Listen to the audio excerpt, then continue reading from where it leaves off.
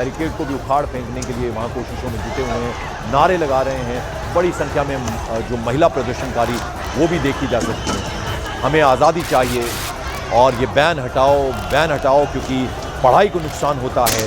Business, बहुत सारे business इन apps के ज़रिए चलते हैं युवाओं के, और जैसा हमने आपको बताया काठमांडू के मेयर भी सपोर्ट कर रहे हैं। उनका कहना है कि मेरी उम्र नहीं है, वरना मैं भी फिजिकली इस प्रदर्शन का हिस्सा होता। और साथ साथ बहुत बड़ा नंबर उन लोगों का भी है, उन नेपालियों का भी है जो नेपाल में नहीं रहते, बाहर विदेशों में रहते हैं, उनका भी सपोर्ट इनको मिल रहा है। होमी नेपाल ये एक संगठन है जिसके नेतृत्व में ये बड़ा प्रदर्शन हो रहा है, और बहुत सारे ऑपोजिशन लीडर्स, ऑपोजिशन पार्टीज़ वो भी इस प्रदर्शन का हिस्सा हैं। उनका भी सपोर्ट इनको मिल रहा है, जो कि करप्शन के मुद्दे को उठाते हैं ओली सरकार के। उसके अलावा उनका ये भी कहना है कि राजशाही फिर से बहाल होनी चाहिए नेपाल में, जैसा कि पहले थी, और तब जाके स्थिति नॉर्मल होगी। और ये बहुत बड़ी संख्या उनकी भी है। तो आप देखिए कि किस तरह से ये प्रदर्शन चल रहा है, और ऐसे में जो तमाम पड़ोसी देश हैं उन पर भी इसका इम्पैक्ट होगा। भारत ने हालांकि सख्त फैसला ले लिया है, यानी भारत नेपाल सीमा जितने भी बॉर्डर इलाके हैं वहाँ एहतियातन सुरक्षा बढ़ा दी गई। ये तस्वीरें हम आपको दिखा रहे हैं। काठमांडू किस कदर उग्र ये प्रदर्शन हो गया उसकी तस्वीरें हैं। आप देखिए, अगर पहले आप देखें हेलमेट ही हेलमेट नज़र आ रहे हैं, यानी सुरक्षा बल बड़ी संख्या में वहाँ तैनात है। आगे बैरिकेडिंग है, और बैरिकेड के उस पार देखिए जहाँ तक आपकी निगाह जाए सर ही सर नज़र आ रहे हैं नेपाल के झंडे। उसके अलावा और बहुत सारे बैनर पोस्टर्स दिए, करप्शन के मुद्दे को उठाया। राष्ट्रपति, प्रधानमंत्री, उपराष्ट्रपति उनकी फ़ोटो के साथ, बड़ी बड़ी फ़ोटो के साथ वांटेड करके वो पोस्टर बनाए हैं। बाकायदा इनाम रखा गया है, जो इनका पता बताएगा उनको इतना इनाम मिलेगा। और ये तस्वीर आप देखिए, ये डरावनी तस्वीर है। पार्लियामेंट हाउस के अंदर प्रदर्शनकारी पहुँच गए, छत के ऊपर चढ़ गए, और फिर देखिए वहाँ आगजनी की गई, ऊपर से रेलिंग टूटकर पूरी नीचे आकर गिर गई है, और यहाँ पर भी गेट क्रैश किया गया। और फिर सुरक्षा बल वहाँ ज़बरदस्त एक्शन उन्हें लेना पड़ा। अब हालांकि वहाँ सुरक्षा बहुत ज़्यादा बढ़ा दी गई है, वहाँ से खदेड़ दिया गया प्रदर्शनकारियों को। लेकिन बहुत सारी सड़कें, जितने भी इम्पोर्टेंट वहाँ सड़कें हैं काठमांडू की, देखिए हर तरफ जहाँ तक आपकी निगाह जाए ये हवाई फायरिंग करते हुए नज़र आ रहे हैं, आंसू गैस के गोले छोड़ते हुए नज़र आ रहे हैं। नेपाल में जो अभी खबर मिल रही है, काठमांडू में 9 लोगों की मौत की खबर आ रही है प्रदर्शनकारियों की, जिनमें से 42 के करीब लोग घायल बताए जा रहे हैं। बड़ी संख्या में जिनमें गंभीर रूप से घायल लोग भी हैं, और ये नंबर बढ़ भी सकता है। तो ज़बरदस्त तरीके से अनरेस्ट इस वक्त नेपाल की राजधानी काठमांडू में, ना सिर्फ काठमांडू में बल्कि और शहर पोखरा की बात करें, वहाँ पर भी कर्फ्यू एहतियातन लगा दिया गया है। तो आप अंदाज़ा लगाइए, नेपाल की सीमाएं भारत से सटी हुई हैं, वहाँ पर एहतियातन इंडियन गवर्नमेंट ने ये सख्ती अभी आदेश लागू कर दिया है, यानी वहाँ जितने भी बॉर्डर एरियाज़ हैं वहाँ पर सुरक्षा को चाक चौबंद कर दिया गया है। और क्या वजह है जेन ज़ी की ये जो प्रदर्शन हो रहा है वो हम आपको बता रहे हैं। एक तो बड़ी वजह 26 सोशल मीडिया ऐप जिन पर बैन लगाया है। सरकार का तर्क है कि कानूनी दायरे में लाने की उनकी कोशिश है। सरकार ने ये भी कहा कि हमने 7 डेज़ का बाकायदा वक्त दिया था कि आप अपनी अपनी रजिस्ट्रेशन करवा लें। जब उसकी नाफरमानी हुई, उसको नहीं माना गया, तो फिर ये बैन लगाने के लिए मजबूर हो गए। और साथ साथ ये भी कहा गया कि हम अभी भी वक्त देते हैं, यानी अगर आप अभी भी रजिस्ट्रेशन करवा लेते तो एक दिन के अंदर अंदर ये बैन हट जाएगा। लेकिन ये अभी तक नहीं हुआ है। लिहाजा जो प्रदर्शनकारी हैं उनका कहना है कि हमारे बिजनेस को नुकसान पहुंचता है, हमारी पढ़ाई को नुकसान पहुंचता है। जेन ज़ी, आपको मालूम है, सोशल मीडिया प्लेटफॉर्म्स का सबसे ज़्यादा वो इस्तेमाल करते हैं, क्योंकि जो आधुनिक टेक्नोलॉजी है उसको अगर सबसे ज़्यादा कोई यूज़ करता है तो वो जेन ज़ी है। और लगभग 28 से 30 साल की जिनकी उम्र है, जो इस उम्र में आते हैं वो लोग, और उनका इस्तेमाल सबसे ज़्यादा वो ये लोग करते हैं।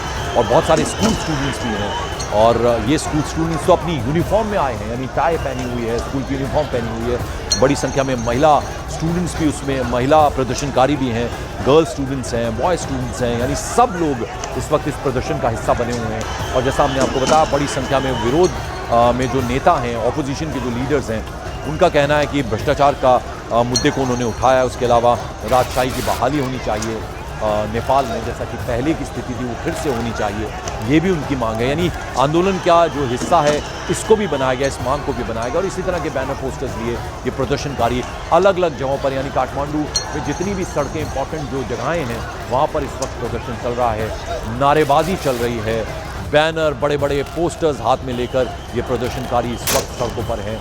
और हर तरफ इस वक्त अफरा तफरी का माहौल वहाँ पर है।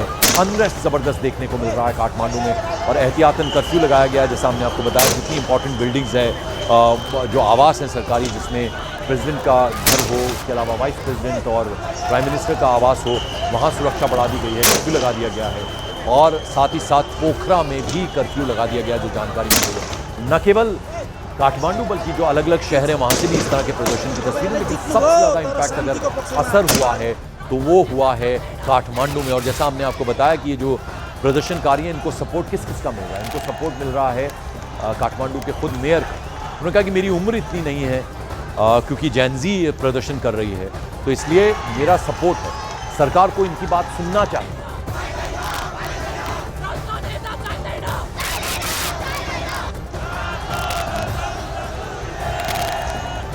भ्रष्टाचार खत्म हो, करप्शन खत्म हो, रोजगार मिले, और ये तमाम बातें उन्होंने कही हैं। और ये जो बैन लगाया गया सोशल मीडिया ऐप पर, लगभग 26 सोशल मीडिया ऐप्स हैं, ये एक तरह की हिटलरशाही है, तानाशाही है।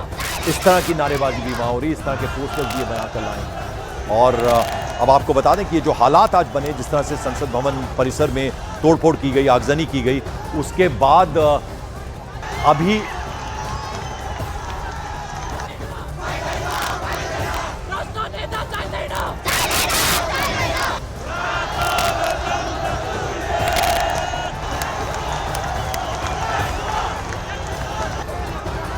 पाकिस्तान में एक बार हुई थी, इसी तरह का अनरेस्ट पाकिस्तान में देखने को मिला था। और फिर वो जब पाकिस्तान में ये स्थिति बनी तो कैसी स्थिति बनी आपने खुद देखा कि वहां इमरान खान की सरकार को जाना पड़ गया था और इमरान खान इस वक्त जेल में। फिर इसी तरह की स्थिति कहां बनी? बांग्लादेश में बनी। शेख हसीना को देश छोड़ना पड़ गया, भारत में शरण ली उन्होंने आके। श्रीलंका में इस तरह की स्थिति बनी। प्रेसिडेंट हाउस में आपने देखा कि प्रदर्शनकारी घुस गए, उनके बेडरूम, उनके किचन, उनके डाइनिंग हॉल, फ्रिज खोलकर और तमाम तरह की लूटपाट करते हुए नजर, जिसके हाथ जो लगा वो स्थिति, वो तस्वीर भी हमने आपको दिखाई थी। जबरदस्त तरीके से अनरेस्ट हमने श्रीलंका में देखा। और ये सारे देश, जब हम बात करें तो भारत के पड़ोसी देश हैं, यानी हमारे नेबर्स जो हैं, वहाँ किस तरह की स्थिति बनी है तो आप अंदाजा लगाइए। और अब उसी तरह की स्थिति कहाँ है? नेपाल में है। और नेपाल में बहुत सारे इंडियन जो है उनके बिजनेसेस वहाँ चलते हैं। बहुत सारी जो कहते हैं नेपाल को वापस खड़ा करने का काम, उसमें भारत का बहुत बड़ा सहयोग रहा था। तो हमारा ये पड़ोसी है, बेहद अहम पड़ोसी है नेपाल, और वहाँ पर अब ये इम्पैक्ट पड़ा है। तो आप देखिए कि भारत पर भी इसका असर हो सकता है। भारत सरकार ने अभी सख्ती दिखाते हुए ये आदेश जारी कर दिया है, यानी जितने भी भारत नेपाल बॉर्डर्स हैं वहाँ पर सुरक्षा चाक चौबंद कर दी गई है, बेहद कड़ी कर दी गई है। और अभी जो स्थिति बनी है, इस स्थिति के बाद अब ओली सरकार जो है उसने भी आदेश जारी कर दिए हैं कि जो भी पब्लिक प्रॉपर्टी को नुकसान पहुंचाएगा, जो किसी भी तरह से तोड़फोड़ करता हुआ नजर आएगा, उस पर गोली चलाने के आदेश भी दे दिए गए हैं। अभी तक इस प्रदर्शन में 9 लोगों की मौत की खबर है, जबकि 40-42 के करीब लोग घायल हुए हैं, जिनमें 6-7 लोगों की हालत गंभीर बताई जा रही है। हमने आपको बताया कि भारत के तमाम जो पड़ोसी देश हैं, पड़ोसी मुल्क हैं, वहाँ पर इस तरह की स्थिति हमने पाकिस्तान में देखी, बांग्लादेश, श्रीलंका और अब नेपाल में देख रहे हैं।